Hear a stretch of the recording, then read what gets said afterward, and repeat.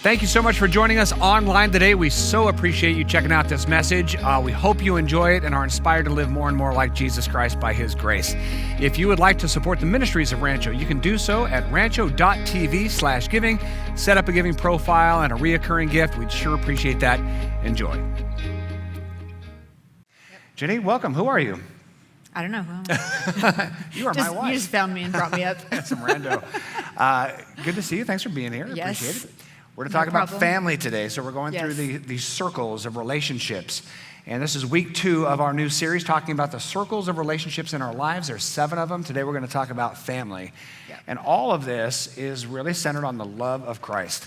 I love Colossians 3:14. It says, above all, so this is the most important, clothe yourselves with love, which binds all together in perfect harmony. Let the peace that comes from Christ rule in your heart. So today we're talking about the circle of our home. Yeah, so kind of just talking about loving and leading our family well. So Winston Churchill had a great quote, and he said this: "There is no doubt that it is around the family and the home that all the greatest virtues are created, strengthened, and maintained." I just thought there's so much truth in that statement, right? I mean, that this is that first circle of relationships that is so impactful in our lives. Right.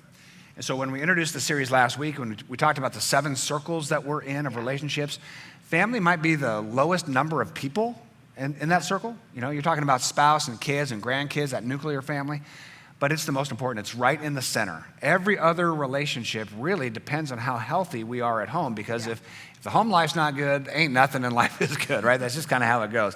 So today we're talking about loving and leading your family. And Jenny, when I first met you, your family that you grew up in was intimidating to me, because it was like this perfect beaver cleaver, well put together home.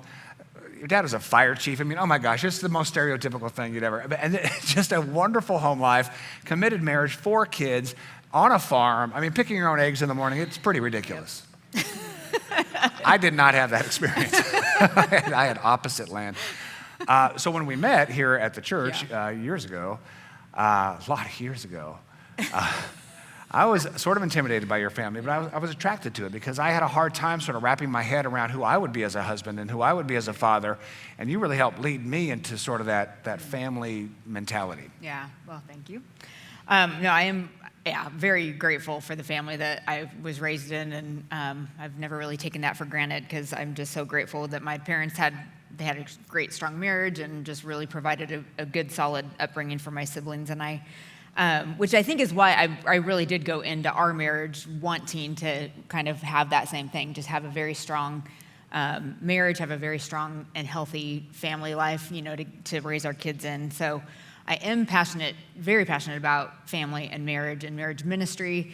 We have our marriage retreat coming up. This is a shameless plug that I'm going to throw out there, but it is September 10th through the 12th, and this is one of my favorite weekends of the year. I think it is important to kind of just get some time away and work on our marriage, because, with that strong marriage, it does trickle down into a strong and healthy family, I think. Absolutely, and because of our story, I think we're so committed to marriages, and whether you're married now or will be married, or if you'll, have a calling to remain single, understanding the importance of that nuclear family is important, because we all come from a family. We all have parents. We all have siblings, perhaps, marriage and children, grandkids. So it's important for us to understand God's heart for that family. And I want us to know from the very beginning that there is no one-size-fits-all for every family. Every family is different. And so, sometimes people go to church and they hear it's about family, they kind of roll their eyes, and we're going to be told everything we do wrong and have this incredibly high bar of perfection that no one can possibly attain. You're not going to get that here ever at this church. We'd like to keep it real. And one of the things that attracts us to the television show The Middle, which we're now going through for the 3rd time, season 1. With Aubrey. Okay, that's the excuse. Yes. Is it keeps it real. So here you have the Heck family, and the Heck family, they're the floater parents. And then you have the Donahues, which are the dialed-in family. So tell us about the Hecks. Yeah, so the Hecks I would describe as kind of like the fly by the seat of your pants kind of a family, right? They just are always running late, always forgetting things, like forgetting trash day, forgetting parent-teacher conferences, forgetting their child on a few occasions. So just kind of, but yet obviously their family is so important, but they're just kind of, little chaotic. And then the Donahues is their neighbors, and the Donahues are kind of seen as like the family that's totally dialed in, buttoned up. The Mrs. Donahue is the president of like all the PTAs, all the community events she's the president of. She has homemade meals every night. She's always taking the neighbors' homemade meals. And so just very different between the two families. So are we more like the Hecks or are we more like the Donahues? Depends on the day, I would say. Right? Some days definitely more like the Hecks, and some days definitely more like the Donahues. I think there was one episode just recently that we were watching, and Frankie, who's Mrs. Heck, they have to kind of just rearrange a bunch of plans because they need to watch their aunt's dog kind of last minute. And so the husband's complaining because they had a trip planned and they had to cancel the trip. So he's not happy. And she says to him, but we do for family. And I love that statement. I'm like, even though, life is crazy and kind of can be chaotic, but you do for your family. And so sometimes you may have to change your plans and rearrange things, but that's kind of what's the most important. And that's part of the wonderful life of a family is it moves and it changes, and sometimes you expect this, it turns this way, and how we navigate those changes, how we navigate all of the interesting chaos that is every single family that ever was is important, because it's not about necessarily us attaining this level of perfection, but how do we live in the imperfection. I love this little prayer. It's kind of buried in the Old Testament, but it's a really cool prayer over households. It says, "Peace to you, and peace be to your house, and peace be to all that you have." And that peace is the word shalom. And maybe you're familiar with that Hebrew word shalom. It's a nice word. It's a rich word. It means to be sound and tranquil, content and positive. So it's not just about a lack of tension. It's about a deep sense of tranquility that comes from a positive environment, according to 1 Samuel, over our household. So how can we create a positive environment? That's what we're going to talk about today, because negativity is a killer. Negativity is a killer. So negativity, kind of imagine, it's like an eroding force in a family, of a family in trouble. Little bits of negativity over time can build canyons between a marriage and between parents and kids, which we'll see like this visual right here that Scott's going to talk about a little bit. Take a look at this picture, and you see this incredible canyon. It's beautiful, right? But how was it made? It was made by a little trickle of water over millions of years, right? And so families are like that, where negativity can be a little trickle of water that does so much damage, just eroding the soul of a family. And you might have been raised in a family that was a little negative or a lot of negative. You might be in a family right now, if you were to be honest, has little trickles of negativity where you're at each other and you're kind of barking at each other and you're bringing out the worst and you're highlighting failures, just grumpy. Just that little trickle of negativity can create a massive canyon between people, where you might have a family that's in real trouble, but not because of a major event, but because there's just this trickle of negativity that just grinds at you and wears at you and erodes the health of your family. And maybe your family's doing fine, but still negativity can be that very, very destructive force. So we've landed on 3 ways to create a positive environment at home. What's the first one? So the first one is don't sweat the small stuff, like just something that's so important to remember. So Ephesians 4:2 says this: "Always be humble and gentle, be patient with each other, making allowances for each other's faults because of your love." I love that verse. So it's like, we need to be patient and humble and gentle with each other, but then that last part, but we need to make allowances for each other's faults, which I think that's really hard to do sometimes, it's right? It's really hard to do. So let's talk about that. It's actually shocking to read that passage. Now, wait a minute. I have to make an allowance for faults in my household? That means I'm going to give space for failure. That doesn't even cross our minds. I mean, how many of us have had this conversation at home? You know what? We need to create space to allow each other to fail. No way. I mean, it's so shocking that there would be this kind of expression of love. It's almost as though God allows us. He gives us space to fail because he knows we're not perfect. So maybe we give others space to fail because they're not perfect. But that's a great risk. Why? Because if I give you space to fail, you might fail more. Yeah. If you give me space to fail, it means I might take advantage of that space and do things that you're not going to like. And so we don't give space to fail. We give very little margin to fail. And when somebody does, we've got to keep this in control. I didn't like that. I'm going to let you know I don't like that, so you never do it again. Yeah. And so creating space that we don't have perfect marriages, we don't have perfect kids, we're not perfect, gives space to fail. Now, this was kind of a big deal. There was a season in our marriage where we got a little negative. There was a bunch of kids in the house, and it was crazy. A bunch of little kids around the house. We were poor. Yes. No, there was that season, though, and I for sure was in a very negative season, I would say, and it was obviously directed to Scott. So he's very messy, so whatever. You guys now know this about him. And I should have clued into the fact of his messiness when we were dating, and I went and drove in his truck for the first time. Like the actual truck was kind of picked up, and then I opened the center console and I was like, oh my gosh, what's growing in there?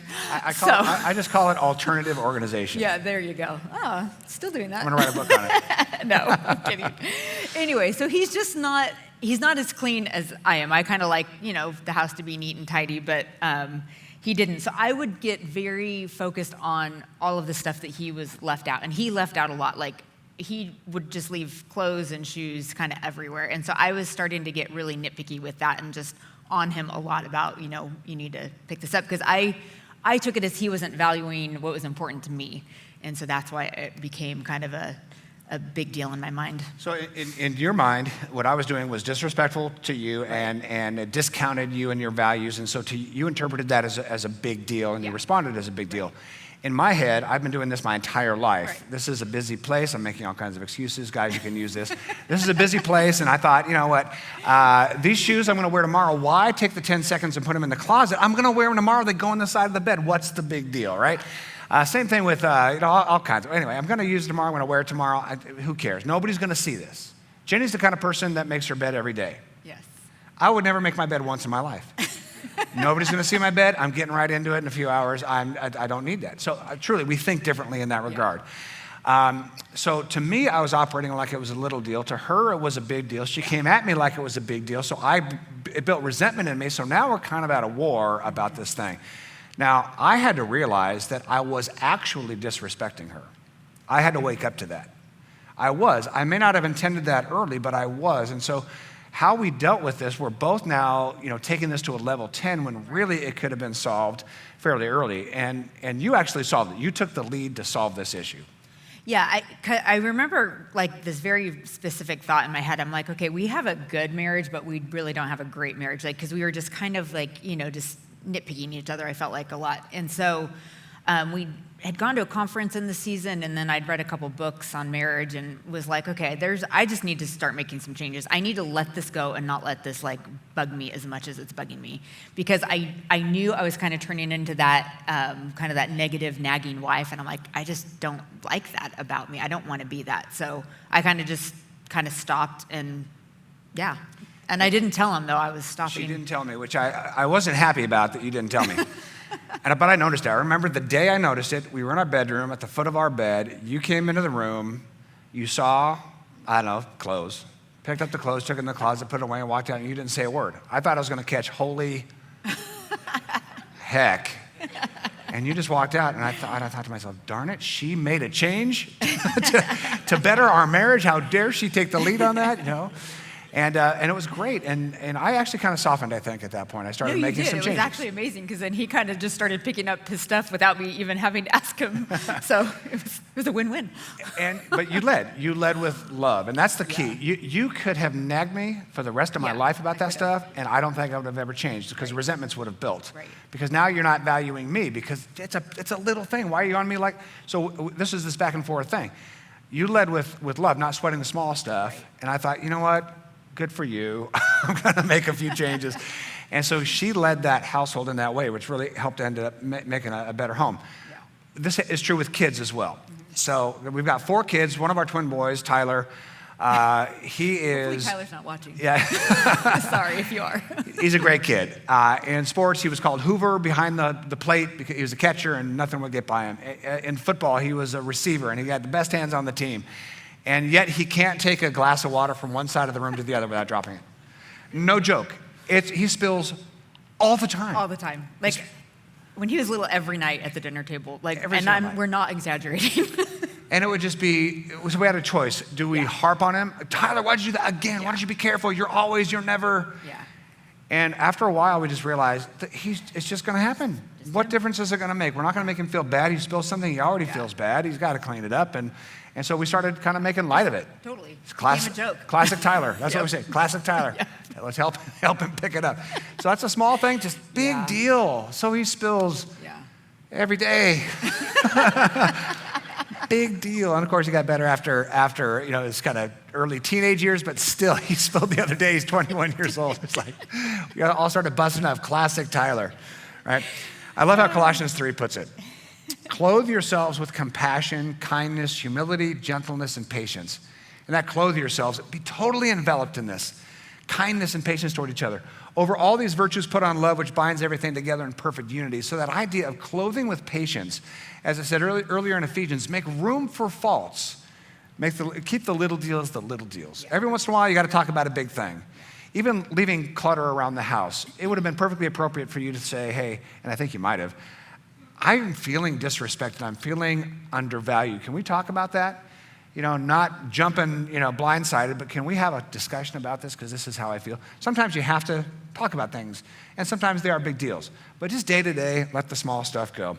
There's also encouraging each other as a way to build a positive household. Yeah, I'd say for sure encouraging each other is so important. I think, it is easy sometimes for me sometimes to fall into that negativity. And then within that negativity, we can kind of become critical.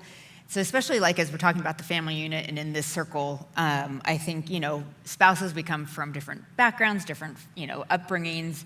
With our kids, they have different personalities, there's different values, and it's easy to be critical, especially if that, we've got 4 kids and their personalities are all very, very different. And, if there's a personality in your family that you may not mesh with very well, it's very easy to become critical of that person, right? So we have to really guard that and be very careful to not, be critical of one another. So really work on limiting criticism within your home and then just have an abundance of encouragement. So limited criticism, unlimited encouragement. Sometimes there has to be criticism. You've got to address the real issues of a home. But limit that, right? Don't blindside each other. You may not want to be critical when emotions are hot, but just, kind of plan a calm time and talk about how we can improve our family. No big deal. But let encouragement be unlimited. Always be looking for ways to be positive with the people in your home. Galatians 5:15 says this, if you bite and devour one another, beware lest you be consumed by one another. So many households are biting and devouring each other, always criticizing, and it's this eroding of negativity. What is encouragement really at its core? There's a great definition we found of encouragement, and it's giving another strength, giving another confidence, and giving another courage. So really that's kind of just that main purpose, right, in your marriage and in parenting, is that you want to see those people in your family thrive. And so they're going to thrive when you're encouraging them with the strength and encouraging them with confidence and encouraging with courage. Yep. And I want to give you a little clue of what encouragement is not. Encouragement is not saying to somebody, I want to encourage you to lose a few pounds. Not encouragement. That's criticism called encouragement. That doesn't count. If you say something like that, you have to do 21 actual encouragements to make up for it. That is not encouragement. So encouragement really begins with words, right? Yeah. Encouraging words. Yep, Proverbs 12:25 says this, anxiety weighs down the heart, but a kind word cheers it up. And I think to some degree, everybody's kind of weighed down from this last year, right? And there's just been a lot of things. So it's let's look at ways that we can lift each other up and encourage each other with our words. So something we're gonna, kind of challenge is each day try to say 1 or 2 very nice and kind things to those people who are in your family. Right. So men, let's talk. Right? Write this down. Use your words. Use your words. There's an assumption that men use fewer words than women. Have you heard that? That men use fewer words? That is absolutely not true. There's been over a dozen studies that indicate clearly that men use the same number of words in life, just not at home. I was with my buddies on my Friday morning golf round, and all we did was chat. 95% of it was trash talk, brutal trash talk, which is how we express affection. But we're talking. Men come home, we tend to get a little quieter. We tend to get in our heads a little bit more. So men, we just want to encourage you, use your words. So find specific ways to encourage your spouse and your kids. Talk about your spouse's hard work, their multitasking. Find something specific and encourage them for that. If they're good with their kids, they spend time with the kids, encourage them for that. Find ways to encourage their character. The other day, Jenny was making something for a family, very Nancy Donahue of you. And I said, hey, that's very, very kind of you to do that, Just calling out specific encouragements for character. Thanking them for just how much they do at work and carry all the burdens. maybe, if they have a job and what they're doing around the house. Be very specific. Be very, very specific about their beauty. Specifically, I love your eyes, love your smile. That means so much to our spouses. And find ways to encourage your kids. Men, I'm telling you, this is one of the most important things you'll hear in your life. Your children live on your kind, encouraging words. They live on it. And not encouraging them to get better grades or encouraging them to be better at sports. That is a discouragement. Encouragement is, nice job. You got an A- on that quiz. You worked hard. I'm so proud of you. You picked up after yourself at the dinner table. That is so cool. You took that dish to that sink that helps us all out. Things like that, where you're not calling out somebody. You're just thanking them for who they are. You're so kind and you're so nice to your brother and sister right there. That's where real change happens. Not constantly harping on your kids with the negative. That just builds resentment. And listen, by the time they're 12 or 13 years old and you've been harping on them to do better, game over. Because they're going to come right back at you with negativity, and I guarantee they're going to win that fight. Yeah. They're going to win. And we spend a lot of time kind of repairing homes that have become negative, which thankfully that is reparable. We can turn that around for sure, and it gets turned around by positive, encouraging words, particularly from dad in many respects. Yeah, totally. So ladies, it's our turn to talk. So something just because I know for myself, like I said, I've struggled with this a little bit, but just trying to be more positive, like just always looking at ways to just be more positive. Because I know men don't like, women coming at them negative, in a negative way. And it just I've seen this, like when the mom's negative and it just kind of creates like a negative vibe in the home, right? And so it's just not a super fun place to be. So something, that's something I've really worked on, is just trying not to be negative. And just be affirming, like use our words of encouragement to affirm our spouse and affirm our kids. So I think, especially with our spouses, sometimes men generally are going to gravitate to where they're affirmed. And so if, they're more affirmed at work or, with their friends, then they may gravitate and hang out more where they're going to be, affirmed. So just try to make sure that they're being affirmed at home. And that's something I did have to work on early on when our kids were little. But also just like Scott said, be specific, with your spouse, like just thank them for the work that they're doing. Thank them for, just being diligent about coming home after they've had, been at work all day. I mean, Scott was always great about this, about coming home and just playing with the kids. Like, I knew he was tired, but he kind of was like, at the door. I remember him saying this, like he was like, okay, that job's done now. My job at home is beginning. And he would just come in and hang out with the kids and play with them. And I always just appreciated that so much about him. And then affirming our kids. I mean, Scott kind of talked about this too, but just as moms, just make sure we're affirming them and encouraging them and just letting them know how much we appreciate the little things that they're doing, even when they're, just so little. My nephew's 2, and I just see him interacting with my sister-in-law and, and she's telling him a good job and his whole face just brights up. It's just so life-giving when we, are just using our words to encourage our kids. And encouragement doesn't just come through words. Encouragement comes through time as well. That's focused time. Right. And that means so much to a family. Totally. And I know, like, with our spouses, like, Scott for sure is, like, he loves one-on-one time. So I know, like, it's important for us to get out on our date nights and for us to actually get away on trips, which I love too, but it's always a little bit more work, I think, for the moms to leave, because we're having to coordinate everything. So sometimes I'm like, oh, it's a lot of work, but it's worth it. And I know it's a value for Scott. So you've probably all heard of the love languages. There's 5 love languages. Scott's for sure is quality time. So I know that is a value for him, and I know that will bring him encouragement when we, are together. And so I try to make that a priority in our relationship. As somebody who's, born family, Jenny's encouragement is to spend time with all of us. And so for my 50th birthday, she planned a one-on-one get-together. Right. For her 50th birthday, which is coming up in about 12 and a half years, we planned a whole family trip, right? Yes. All 7 of us, including son-in-law. Yes. And so just trying to figure out what kind of time we value. Yeah. Same thing with the kids. Do the kids value all being together? Does one kid value that one-on-one? Just try to discern where the value of the other comes in terms of spending time. I love how Ephesians 5:15 puts it. Now, this is in the context of family. Be careful how you live. Make the most of every opportunity. And that's real key. You know, we have a limited amount of time, especially with our kids. So really thinking through, how can I make the most of this time that I have with my kids, and plan that out. The final thing we want to talk about is having fun. That builds a positive family atmosphere this is as probably well. my favorite. I love this. I just think it's so important to create that fun. So in Ecclesiastes 8:15, I love this verse. It says this: "So I recommend having fun, because there's nothing better for people in this world than to eat, drink, and enjoy life. That way they will experience some happiness along with all the hard work God has given them under the sun." I love that. Here's Yeah. King Solomon, and he's at the end of his life. So the book of Ecclesiastes, just think of it as a grumpy old man on his porch. That's kind of what Ecclesiastes is all about. And every once in a while, he just says things that actually kind of ridiculous, that everything's in vain, nothing matters. You just, okay, that's a grumpy old man on his porch. But every once in a while, he looks back on his life and he says, you know what? This is what I've learned. And what does he say? Have fun. He says, life is full of toil, and we know that life is full of toil. Right, we live in a world that's in turmoil right now. Pastor Dion talked about some of the turmoil we're experiencing as a country. This world is kind of weighty. And so for us to, at home, say, we're going to have a good time. We're going to plan fun. Some of it's spontaneous, but we're going to plan this out as well.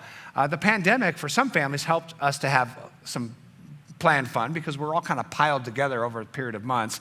And we decided to do something even around doing dishes. Yeah, so there's 7 now, at home during the pandemic, because everybody came home, including our son-in-law with April. So we, I think it was one of the boys' idea, but we decided we like the TV show Survivor. So we decided to turn dishes, the evening dishes, into like a Survivor game. Yeah, sorry. Having a hard time getting my words out. So we, every night we'd have tribal council, and so the kids would kind of vote on who was gonna have to do dishes that night. And so they were forming little alliances during the week. And I mean, we just had a ton of fun. I mean, it took a lot of time, but we had a lot of time, right? And so, but we just had a lot of fun. You'd go to a room, a camera would be going, you write down the name, and then we'd watch it was a whole video production. It took us about a half an hour to find out who was doing dishes that night. Right. And then the person who didn't get voted all week had the next week off. Right, they had the next week off. And guess who never did dishes the entire time? Because Aubrey felt bad and didn't want to ever vote him out. Don't blame on Aubrey. Never did Don't blame dishes. it on Aubrey. And it made the other kids so mad. But just have fun. Have fun. That could be so important. Well, Jenny, it's been good. Yes, Don't sweat thank the you. small stuff. Encouraging words, encouraging time, and have fun. Thank you so much. Yep. Appreciate it, Jenny.